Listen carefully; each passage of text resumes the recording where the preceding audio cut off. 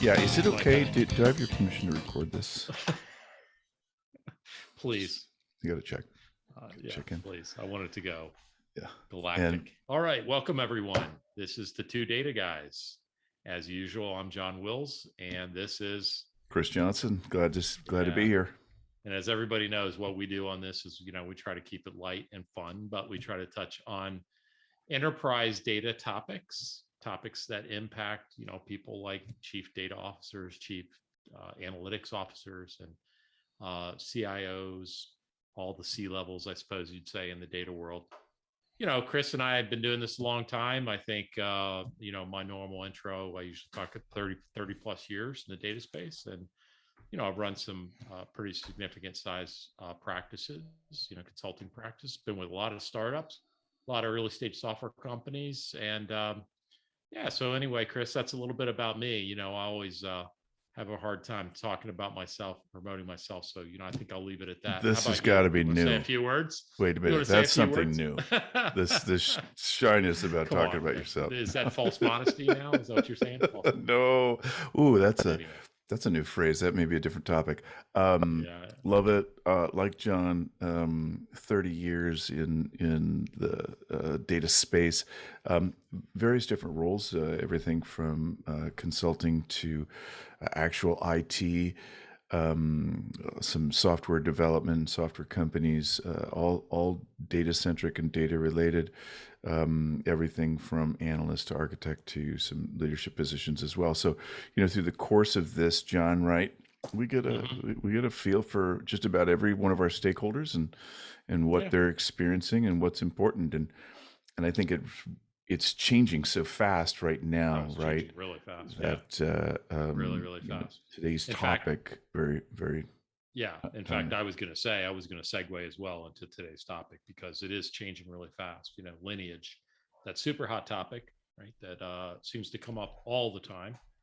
And everybody wants to talk about it. And a lot of times it feels like the shiny object, right? I don't know about you, Chris, but I have a lot of people that approach me about Lineage, and, some of them have studied it deeply, but I hate to say about 80% are honestly looking for an easy button, and they hope that Lineage will sort of magically appear in this connection of relationships between, data assets. We'll talk more about that.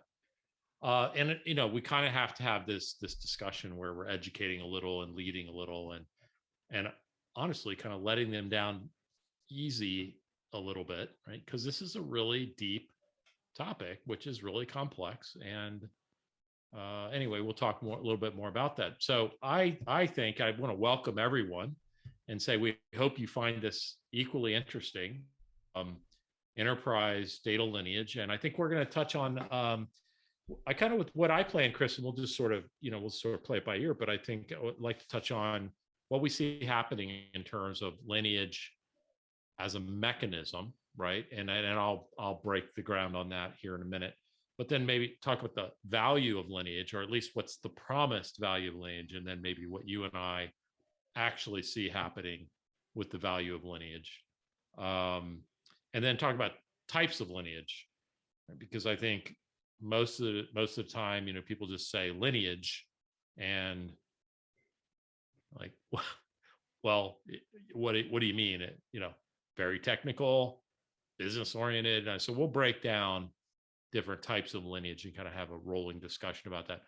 That's what was on my mind. Now, if we have enough time, I'd love to touch on graphs versus lineage and or complementary and get your take on that. Yeah, I think it's there's a lot of energy coming out of graph technology as well that almost gets you to the same type of outcomes that people are seeking with lineage. So I think there is some intersection. I think there's certainly distinct and separate, but I really like the notion of the different types of lineage, and I think that value discussion really kind of carries throughout all of this, right? Because there are different perspectives of what is valuable, whether or not you're either a business stakeholder and what it is that you're trying to understand from Lineage and the metadata that supports it, versus that deep technical detail aspect of it, which, Hmm. as you know, I have some pretty strong opinions on, where that No, value not you. lies, and whether or not it's the right thing. And I think Yeah, because it's an overloaded term, it's yeah, really important for everybody to understand the distinction, and a lot of that's evolving. So we're here to chat about it today. We hope you yeah. find it interesting as we do. It's an emerging topic for sure, but like you, John, more and more I'm hearing about the importance of lineage, and a lot of times I'm hearing it without real context around it. Right, Right? right. People just hear it. They know that Yeah, it's a thing and it's important, and it's almost buzz termy, right. but it's almost like the Gartner hype cycle, right? Well, Um, so let me throw an yeah, audible right away because yeah, yeah.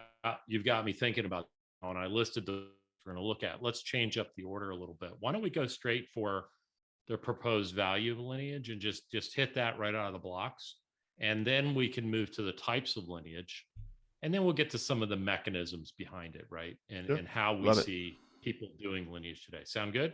Sounds great. Okay, great. So I'll break the ice on the value of lineage. So I think the question is, what do we see as the proposed value of lineage? I've got two that I've written about recently. And what do we see as the reality of lineage? Do you want to take a first crack at it? Yeah, I'm going to start with the proposed value, and I think there's an expectation that if I really understand with clarity the lineage of my data through its life cycle, that Mm-hmm. somehow that metadata or just that understanding is going to really give me a clear picture on its transformation, Mm-hmm. right? And I'm not sure that's always the case, but certainly that's the perceived proposed value. With that understanding, I'm able to interrogate my data. I'm better Mm-hmm. able to build good pipelines, Mm-hmm. right? I'm sure that my data is coming from a trusted source and being modified or managed in a trusted way, right? Mm-hmm. Mm-hmm. So I think that at the high level is really what people are expecting. Mm-hmm. Your thoughts? No, I think you touched on two of the, two of my main value statements, right, about lineage. One is productivity, and I'll expand on that in just a second. And the other is trust and confidence. I think these are two of the high expectations of lineage. So let me break apart. First of all, starting with productivity a little bit. You mentioned building pipelines, and so I would say data engineers, testers, people in DevOps who are doing sort of continuous delivery, continuous integration, right? All those types of people. I think it's in the building of pipelines, but probably even more important. Well, I guess it's debatable in the maintenance of pipelines, in the issue resolution of things that go bump in the night. The productivity angle is I can find the dependencies much more quickly with lineage than if I didn't have lineage.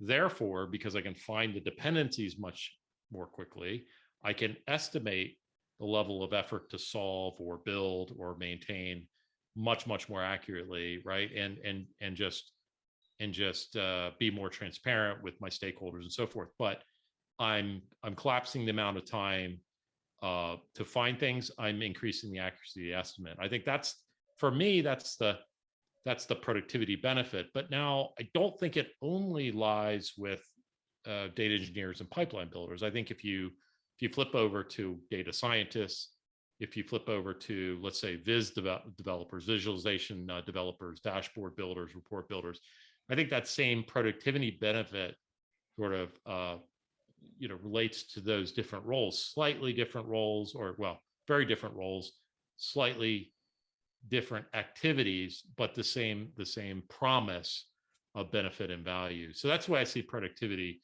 Do you want to comment on that before I go to the Yeah, confidence and trust thing? no, I think so. I think to me, and whenever I think about this, there is this, and I know, this is this is probably where a lot of the conversation blurs, but there's this notion of, what type of lineage is it? And Mm-hmm. when I think of those folks that are trying to comprehend the transformation in the life cycle, not from a technical perspective, but a business value, right? So where did I increase the value of this order? Where did this order get approved? Things like that, traditional business use cases. I think that that level of lineage is very summary.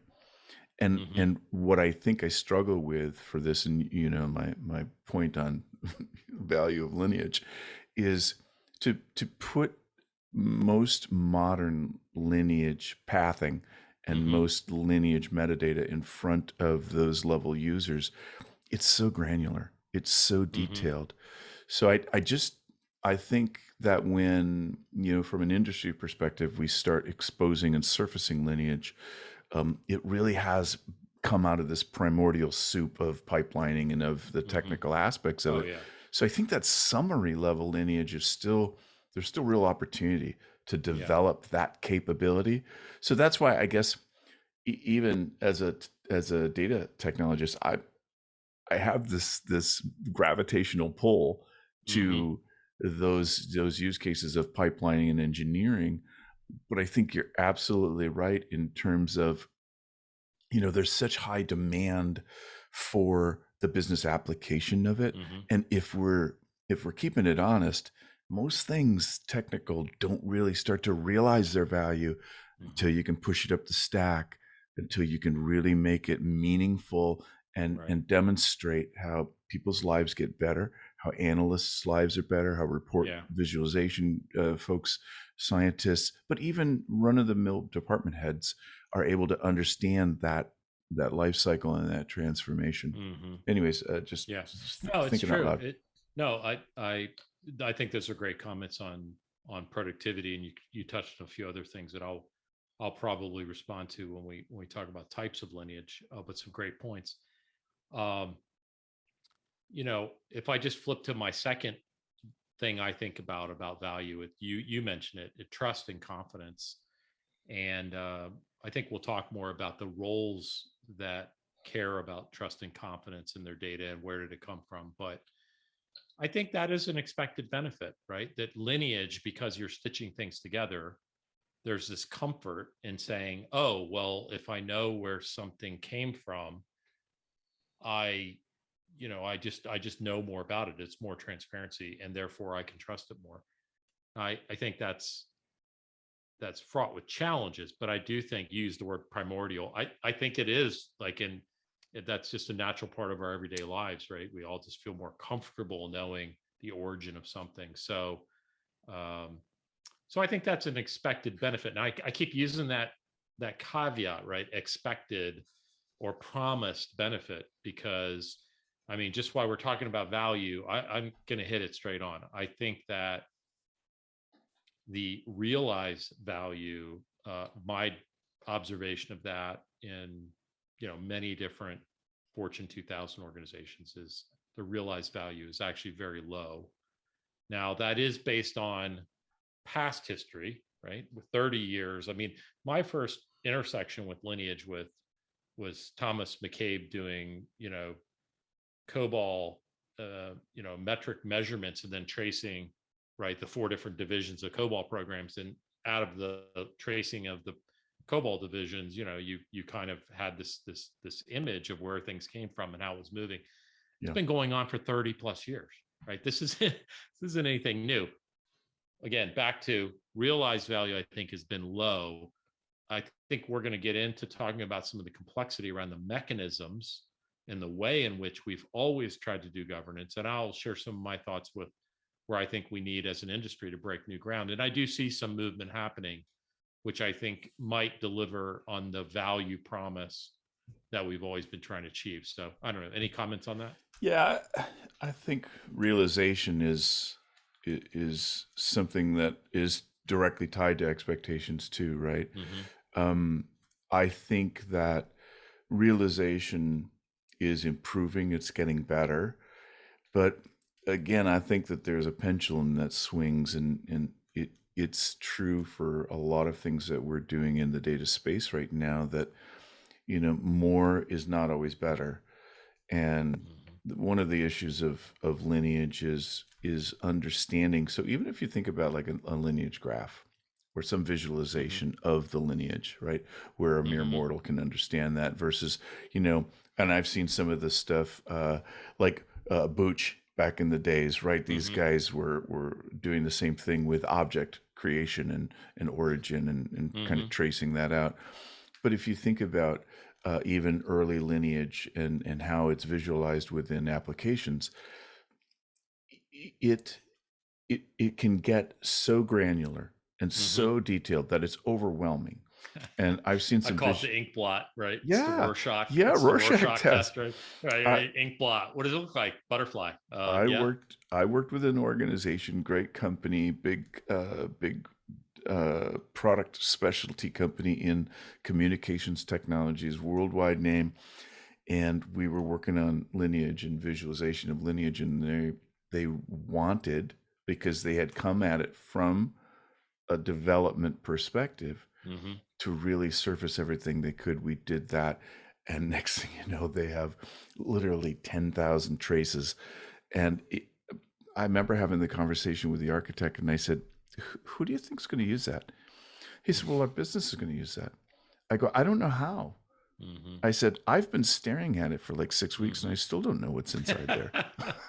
So the realization aspect, like all things, right? The technical proficiency is really driving the capability, but it's going to be important that the business comes back and helps the technologists to understand how much of it is important and what's important. And this is why I think this notion of summary versus detail is really a pivot point. Yeah, that's great. And I think that's a great segue to our second block, right? Let's talk about the types of lineage, right?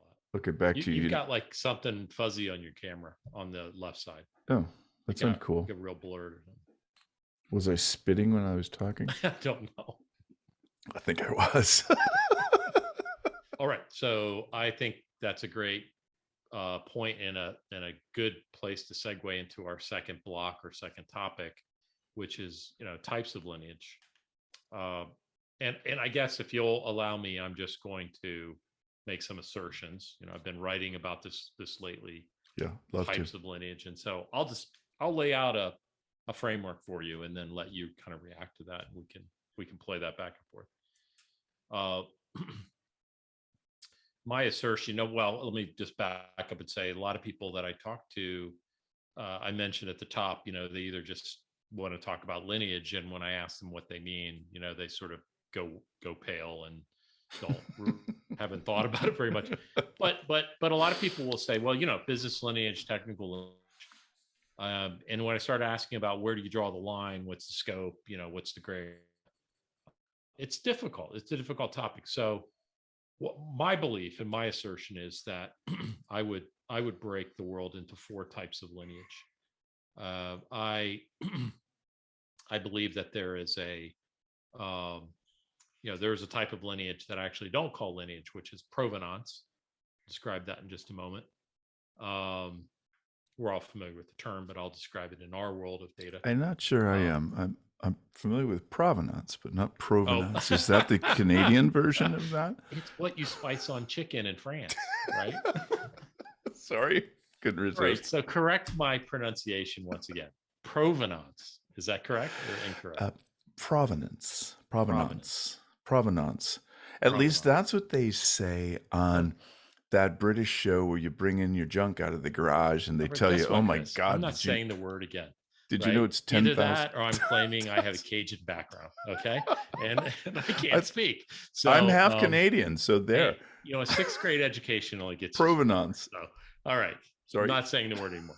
So second is business lineage, then technical lineage. And then, sometimes I call it compliance lineage.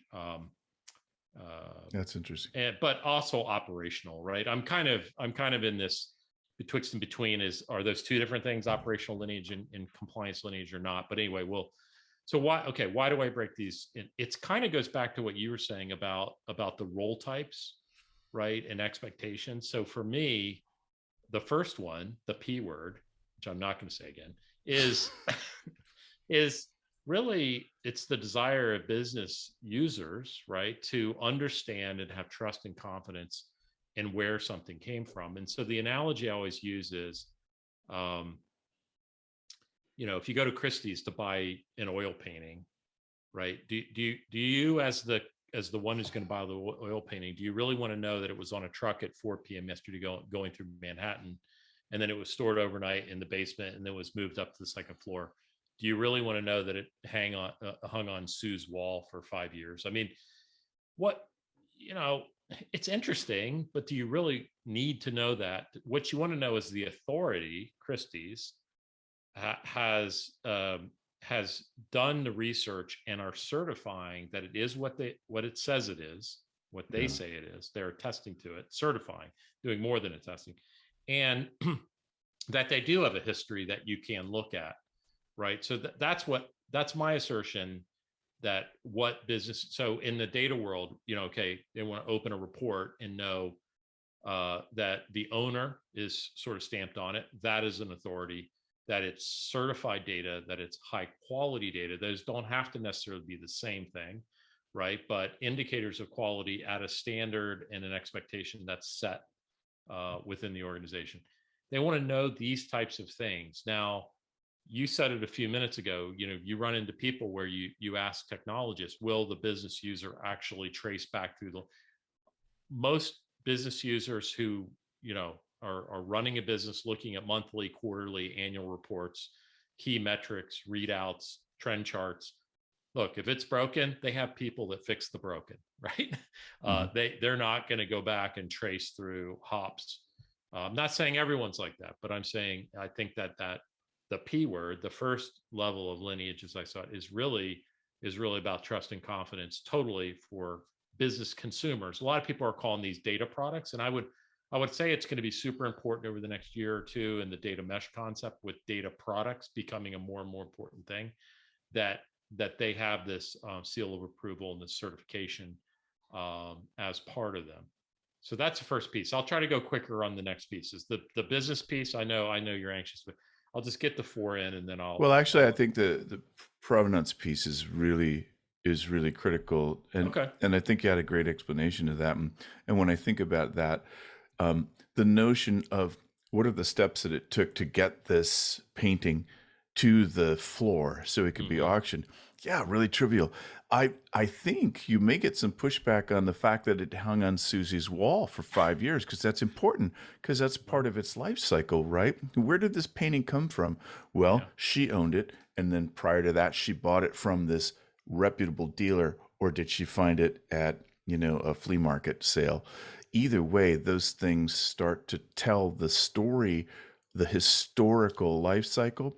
I don't know if the analogy breaks down though, right? Because let's flip that to the data world, right? What's the equivalent of Susie's hallway? So it's sat in a data lake in an S3 bucket, or no? It was moved to another bucket, or I don't know that moved from the lake to the warehouse. And I don't know that I'm does there a with the business user analogy. really care about that? I think they do, and here's where I Really? push back. Okay. I know there. When I think of the analogy, I think less about where is it sitting in a bucket. I think more about what department held that data. Oh, okay. Right. So what's the legitimacy if that data came in off of some social scrape versus that data was actually curated or came in through our order management system? So no, I buy that, but I still would contend they don't care to see the visualization of all the hops that went through. I think that's true. I'm just saying I think that there is, what we're seeing is that there's layers of distinction between its historical context. And this is what I was talking about, pushing it up, right? Because at that very low level, we don't really care about the fact that it moved from here to there. And this is what floods a lot of our Lineage views, is the fact that the data came from upstream to this staging point, to this point where it was moved, like through a mastering process or a matching process. We may be more interested in that. But ultimately, as we get to that higher order, I think so I think you're right. I mean, I'm agreeing with you. It's just the level of detail in the provenance, right? That tells its story. But again, to your point, isn't that up to the business kind of to decide? So Christie's in the auction house, they have experts who will tell you what a good provenance looks like, right? Yeah. And by the way, provenance.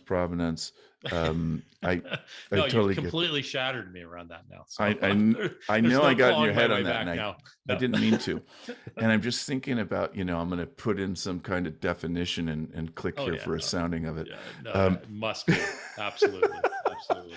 But but let they me get to decide what good looks like, and yeah, the buyers go in and see that, because if the auction house put in far too much detail, the buyers would be turned off by that, and that goes right. back to the business. What is important to the Well, business? so let's transition to business lineage, right? Because Yeah. the way I think about business lineage, and I don't think about this just in the abstract, right? I've just finished consulting project with a uh, a large multinational medical device division of a large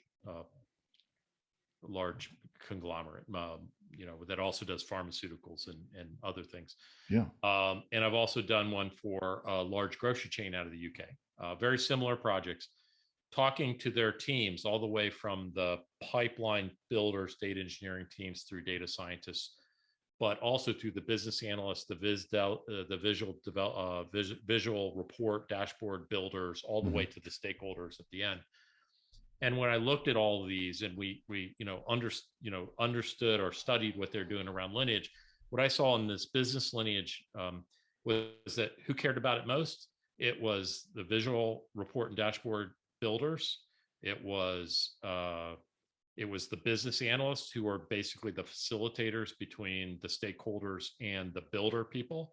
And what they really cared about was getting, most importantly, to the understanding from the visualization of the report what metrics were used, how were they aggregated, summarized, calculated, and then where did that calculation happen? Did it happen close to the report being produced? Did it happen back in the data source?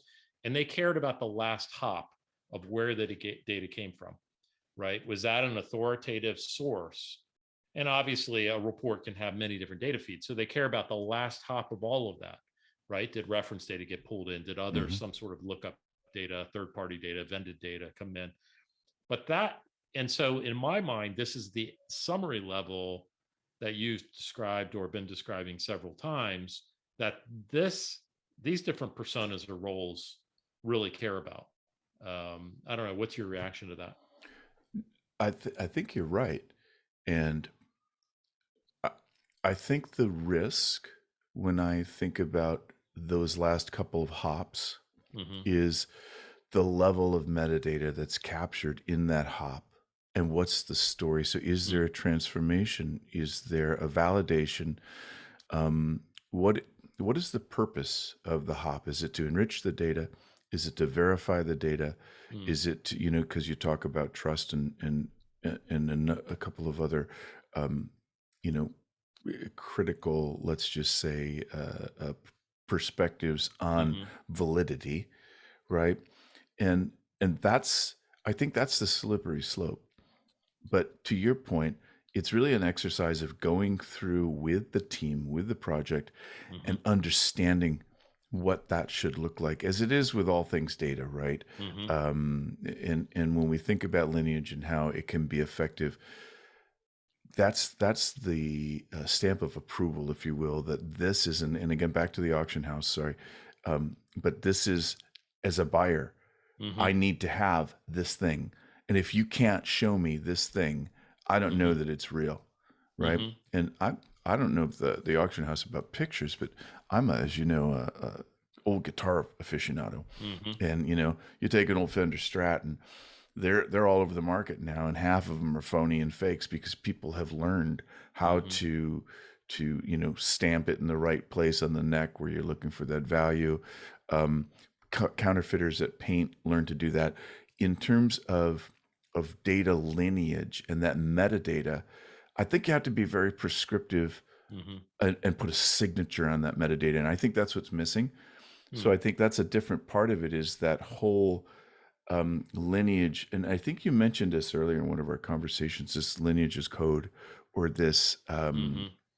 lineage as a fixed product where it's getting inserted, Yeah. almost ingested. But I think we'll get into that when we talk about the mechanisms, but good. let's transition to the third, what I call the third, my assertion is the third level of lineage, which is now technical lineage, right? And what I see is that this is really what the pipeline builders, right? The data engineers, the testers, um, the ones who are building the orchestrations between many pipelines, because that's really what happens is these things are multidimensional, right? They're very and it's really what they want to achieve, what I called out as my first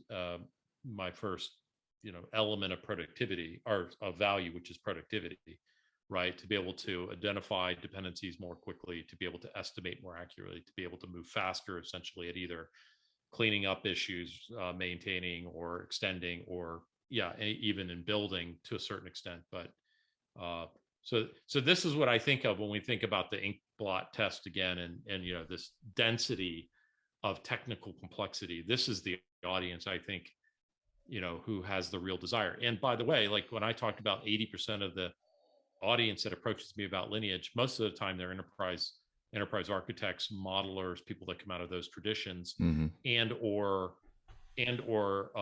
data integration specialists, who are in this world, and this is their orientation. So the other two things we've already talked about, the other types of lineage, right, feel very foreign to them. In fact, I've had some of them kind of almost sniff their nose at them, like, oh no, that's not, that's not, Right. that's not industrial strength That's lineage. We're not that's going the to talk great about that. unwashed Right. lineage. Which is Yes. kind of, to me, makes a big statement about their lack of understanding of the impact and the meaning and the importance for other roles, right? Yeah. From different. So I don't know. What do you think about that? The technical lineage. Yeah. In my mind, I find it far less valuable. As a matter of fact, Mm, I find it clutter to mm, effective lineage, and I think that, if you think about, I don't know if this is a good analogy, but think about cells. You've got mm-hmm, good cells that are good for you, and you've got bad cells that are bad for you, but they all live in your body. Those cells are mm-hmm, there, and I think of lineage the same way. And I am inclined, and you know that this is just kind of a bent that I have around mm-hmm, technical lineage, to find it to be of such low value, because at some point, unless it specifically is there to help me mm-hmm, to assemble that qualified higher level summary, which it mm-hmm. should be, right? If your summary isn't an aggregate of the detail, then you got a problem. You have a problem. But oftentimes you can't summarize because the detail is so disparate, right? It's mixed in with, is there a transformation? Is there just, this is the Right. routing? Is there, this is the life cycle? Here's where the data journey went from, server to server, or from data lake to operational data store. A lot of that, I think you can find value, but I think people are trying to find value out of Mm-hmm, technical when they shouldn't be.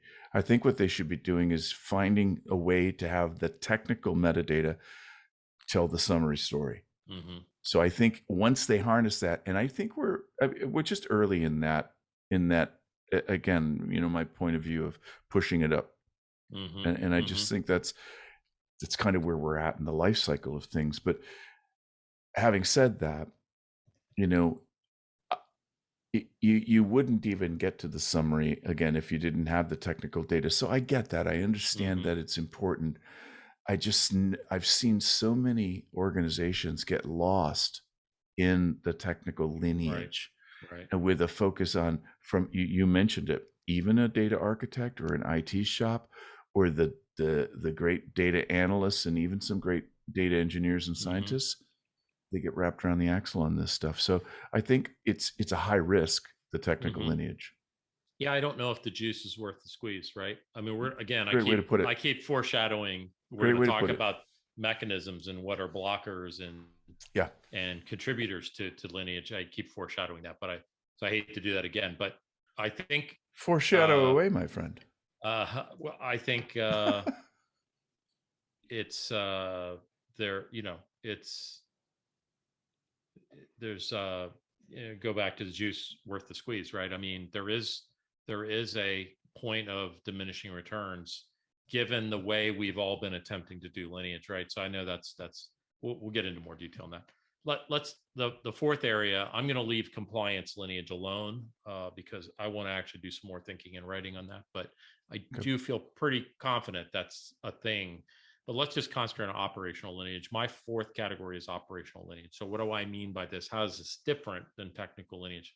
Well, in my mind, this really is fits into the role of the DevOps people. So DevOps who are really responsible for keeping the lights on, right? In the old days, we'd say, well, still in these days, we say they have a run book and they know how to, they know how to operate the environment, which includes all these interconnected dependent pipelines and all this orchestration. Yeah. Well, they're responsible for operating all that. And one of the things in the data world, what you and I know is becoming really, really popular is, the data world sort of stealing all this stuff from the process control world that's gone on for decades, which is data observability. So now we're bringing probability of data and the shape of data, and has data changed over time. So now DevOps is becoming responsible for monitoring whether data as a whole is sort of changing its shape and its tone, right? This is a little different from data quality. It's related, but a little different.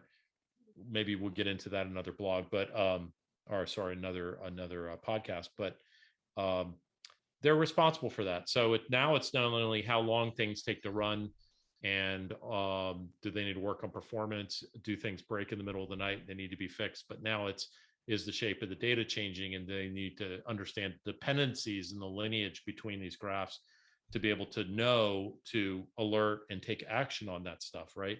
So they have to have their own lineage graph, which shows all these nested pipelines and all these dependencies flowing, and layered on top of that metadata about the data for data observability. So that's what I see happening in this operational world. I find that is much more relevant because that is hopefully that's the kind of metadata that's directly speaking to the freshness, the timeliness of the information, right?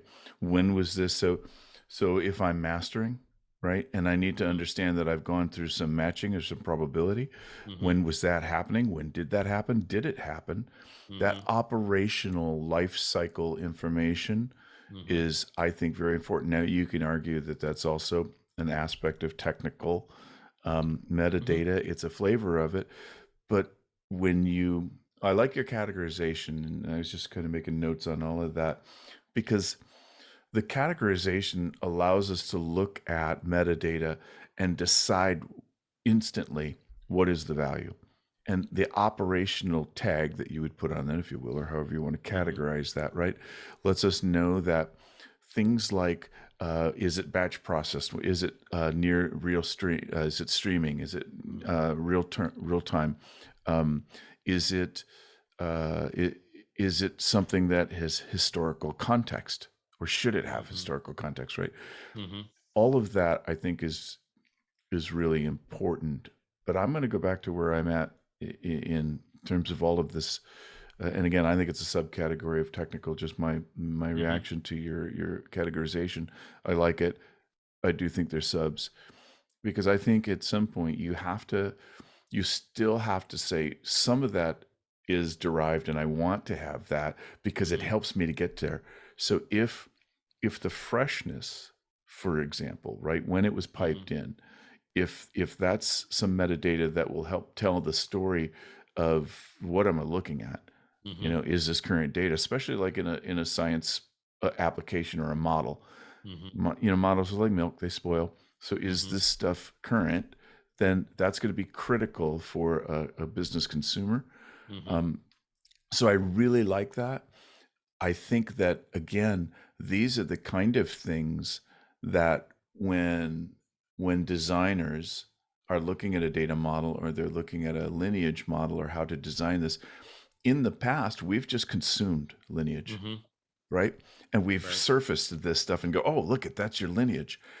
I think the next generation and the next step is to start to be very, very specific about designing what that lineage looks like. And then now starting to have your systematic or your programmatic life cycle points ingest or insert some of that information. And some of it's natural, like when a record gets created, we know that, right?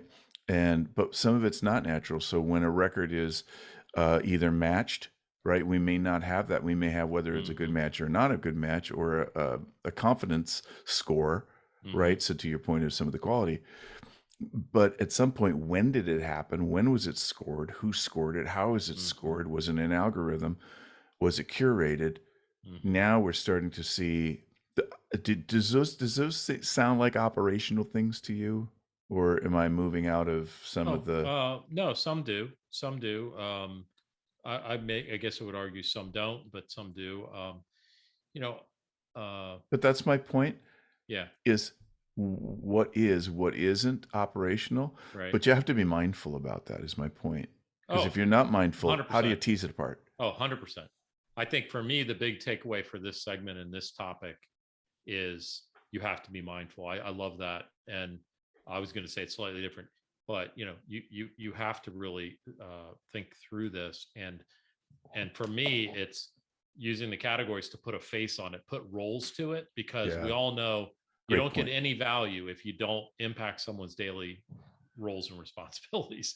And that's why I so closely attach each of the four that we've talked about to these roles that I've talked about. I think it's a good categorization model. And I think I appreciate it. I talked helpful. to a customer yesterday and they suggested maybe logical, physical, conceptual, which they must be an old modeler, right? Data modeler. But I kind of have a hard time with that. It's a little too conceptual and removed, but from these roles that I liked.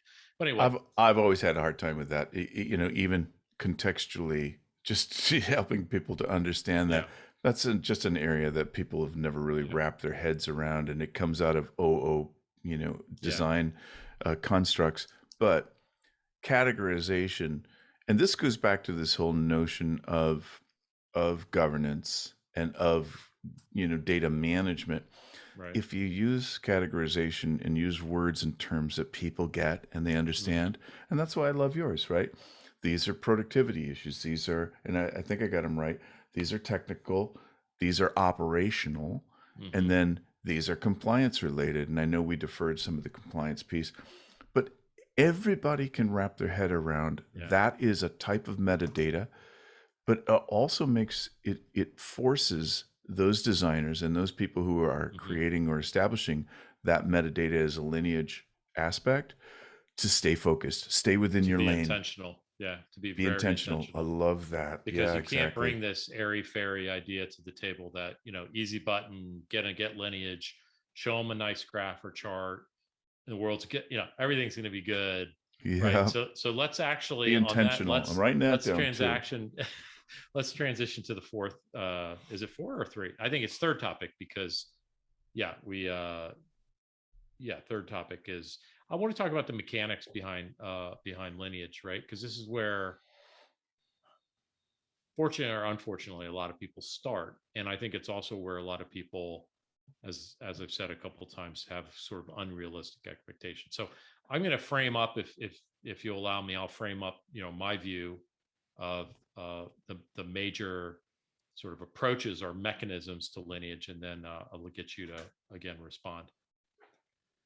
My view of the world is, and I borrowed these terms from actually from the master data management world. You mentioned matching it several times, and in that world, you have this notion of, well, it's actually broader than just master data management. It's actually in the world of statistics and even AI and ML, but this deterministic and non-deterministic, right? Yes. And this idea that when you go to do lineage, you take and you do post-processing on a bunch of things that happen. You take a bunch of code in an ETL tool or ELT tool or in Python or wherever, and you feed it through some black box, along with a bunch of other stuff, right? You point to a bunch of sources. By the way, can I say yay to Python? Yeah, yay to Python. Yay, Yeah, Python. absolutely.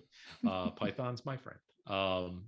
So you feed it through the black box, and what you hope it's going to basically in a non-deterministic way, it's going to ascertain the connection between a whole bunch of assets, right? It's going to create and find relationships, and then it's going to represent those. We'll ignore where it's going to store those for a moment, but it's going to represent those and allow you in a visualization to be able to trace through that lineage. And this has been tried, as I mentioned earlier, for 30 plus years, and I've been involved with at least 5 companies who built sophisticated parsers with statistical underlying statistical engines, very, very heavy probabilistic sort of matching capabilities, not just for master data management, but for teasing out things that are parsed to see if they're related. Yeah. It's always going to be non-deterministic. You mentioned before, when you do matching, you always have this range of, you have an error coefficient, and you have this range of probability that things line up. Well, there is this error coefficient, there is this gray area that will always exist. So for time immemorial, we've either not have enough parsers for all the languages environments that are out there, and we all know there's been just absolute explosion in the last 15 years of environments, coding languages, everything. So you'd never have enough parsers. You never have enough accuracy in order to auto stitch all this stuff. Yeah. And so that's what I call the non-deterministic approach. And that's kind of what we're all stuck in. I talk to a lot of people, and look, I think Manta is a great company. I think Octopi is a great company. I think there's lots of great companies out there today doing Lineage, but this is the fundamental approach of companies that have come and gone, trying to give people the easy button, mash the big easy button, send a bunch of stuff through the black box, and it's going to come out.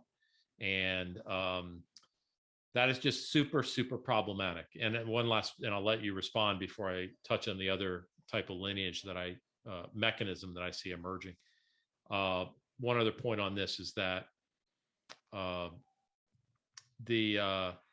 what you were talking about, the roll up and the interconnectedness of, pick your categories, but I'm going to pick operational, technical, business, and having that roll up and all interconnect in a way that you can make sense out of all of it, cross system, right? Because that's where the difficulty comes in.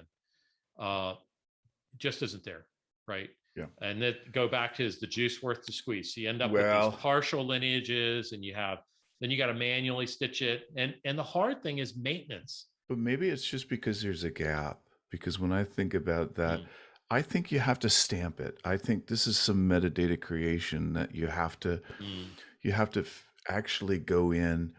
And when I think about, like, when I'm thinking, about matching and scoring, I also think about things like, Bayesian theorem and probability. And I've done a number of those different types of projects as well. And when, to the extent that you coerce your lineage and your metadata and stamp it, or, tag it, or, insert, right? You have to infuse some of that. I don't think we're that far away from doing that. But to your point, if you don't do that, it really is, it really is going to leave, struggling with the way that I want to phrase this. I guess the simple way to say it is, in the absence of actually intentionally inserting and defining that structure, designing your lineage, right, if you will, then what you're doing is you're just throwing brute force at it, and you're just churning it. And this is where people's approach to it has been, hey, compute is cheap. I want to come up with this machine learning or this AI solution. I'm just going to churn the living crap out of it and do all this dimensional stack alignment to it. And I'm with you. I think it's evolved as we've chased the compute, Yeah. right? Because in the past we couldn't even think about doing these things because of the data Right. environments. We We've couldn't we chased the couldn't compute. we couldn't process them. We had to Right. process them. Having said that, we're there now, and what we're finding, and I this is a different topic for a different day, Hmm. is the what's the realization of overclouding, of overcomputing, Right. right? Right. Are you really getting what you need? So this is that next level. So Right. I think your point of view is spot on, and yeah, I'm going to stop there because I Well, I want think to you're spot hear on as well. I No, I want think to you're, hear you cross the yeah, gap. I think you're spot on as well. And that actually dovetails beautifully into deterministic lineage, right? Yes. So we've been trying to do this non-deterministic, gets messy. We talked about that. What's now emerging, if you look at things like the Open Lineage Foundation, you look at uh, what's happening inside even a tool like DBT, which is becoming very, very popular Yep. for integration. Um, um, what's happening, even with pipeline builders, and is lineage as code is starting to become a thing. So what people are finding is that uh, as in this, okay, I guess all of this is our personal belief, but I'll layer one more on. I think that as the general working population has become more literate, uh, computing literate, data literate, has become more comfortable with APIs, has become more comfortable with code. I know I've certainly seen this huge shift in the Big, last big time. 7, 8 years. Um, they're not scared of dropping things into code. They're not scared. They're very used to dropping in. If you're in a bit of Scala or Go or Python or whatever, dropping in some test statements. They're not scared to drop in Markdown for certain documentation reasons, so it spits out documentation. They're not scared to do that stuff. So when we talk about deterministic lineage, it's with intent. I'm using one of your words again, inserting on purpose as you're developing what's related to the things that you're developing with, right? You're in Python, you're connecting to a file that sits in S3. What's the harm at putting some lineage markdown, right? And so that a post processing lineage markdown processor can just drop that out of there, right? Yeah. And if you go in to maintain this stuff anyway, so this is kind of the trend of what's emerging, is this intentional lineage, and it makes the back end super simple. There is no compute, there is no guessing anymore. It is accurate Absolutely. because it's what you maintain. Because you've decided to curate the life Hmm. cycle and the data through its life cycle Hmm. and force that by stamping it or whatever you want to talk, or however you want to Right. call that insertion of that metadata. But it is very deterministic. It's very intentional. And if you think about it, not only does it reduce the time on processing, but think about what it does to the trust value and the Hmm. quality of the information. Right. So I think there's this confluence in this deterministic lineage, and I think you're onto something. This, I don't know if this is another John Wills book or not. It may be. In which case, I at least want some kind of inside flap thing, if not at least a signed copy. But there's there's a story to be told here about, to your point, about there's a lot of great companies that came into Lineage from the ways that they had to evolve, right? Hmm. But now, next generation, what does that look like? And to the extent that we can elevate that level of curation to get mere mortals, think about some of the work done in cataloging, etc., with Hmm. curation and improving that. Hmm. um, with having that next generation of curation start to move into Lineage, Hmm. right? Lineage now really takes on that top level value proposition, because there's the transformation between a technical footprint and a, a real life cycle Right. footprint. I don't know if Right. that makes sense at all. Absolutely. Yeah. Absolutely. And again, I'll just point to some examples. If you want an example, look at DBT, right? Yep. DBT essentially when you build your pipelines, it produces at the end of its process a manifest file, right? A JSON file. It's a manifest file, and you can clearly just open it in a text editor. You can look at the JSON. It's a well-structured JSON, and you can see all the relationships between all of the stages of processing. It is essentially intentionally created lineage. So that's a small example. So I think it's watch this space. I think we finally, going back to the value where we started, I think we finally have a shot as an industry at if we continue down this path of intentional deterministic lineage of achieving the value of high productivity, and then ultimately this roll up you've talked about to get to this high trust, high confidence at whatever level, whether that's the business level, whether that's the techie operational level, Yeah, right? well, think about it. We're boundaryless in terms of how we can leverage that lineage and how we can leverage. So it almost there's this intersection where this is the next level of metadata, right? Why do you keep like, we didn't plan this? You keep I think it's softballs. segueing me into totally stuff. So I totally wanted to talk to you. This is why I'm here. This is why I am your co-pilot. I totally wanted to talk to you about this. Okay, so here's what I hope is thought-provoking for people out there. Okay, we've talked about lineage, and everybody, data people, we generally think about data sits in a storage location. It gets picked up by processing. It gets some logic applied.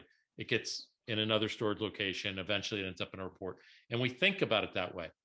But I want everyone to think about, why should that data that's located in stored or processed not be related to a business term, a metric, a policy, a whatever, right? You pick your a business process, a business capability, right? And I think the answer is it should, and that's lineage too. But it's lineage as data people to things we don't typically think about. Yeah. But those are relationships, and why shouldn't that lineage be intentionally and deterministically embedded? To the extent that it can be, now we reach the full circle, right? Mm-hmm. So now our metadata and lineage as metadata now has that realization that we talk about, right? So I think it's a great topic. I think we need to certainly keep an eye on this. I think this is a great discussion. So first of all, thank you. And thank you for all the work that you're doing in your writings about this. And I really think you're showing some great leadership there. I hope everybody found it to be a good discussion. It's certainly one of those things that we could spend some more time on. And I think we do come back to it. To your point, some great references to DBT and to some other things, the Open Lineage Foundation. We'll link that out here in the credits at the end. So take a look at that. As always, leave your thoughts and your comments here. We'd love to hear what you think about this. If you think I should get credit for all of this, please do sign in for that, because I have a hard time swaying John that I should steal his ideas and that they're actually mine. So I need your help. But I think this has just been a wonderful conversation, John. I've really enjoyed it, Chris. You sell yourself way short. Total partner in crime here, sharing these ideas. So it's I think we feed off each other really well. Yeah, but I appreciate everyone listening. I hope that you found it thought-provoking, and look forward to our next topic. Yeah, thanks again, everybody. Don't forget to like and subscribe to Big Data. I don't know if we do any of that. We're going to click on that. But until next time, I'm Chris Johnson. I'm John Wills. And we are 2 Data Guys. See you later.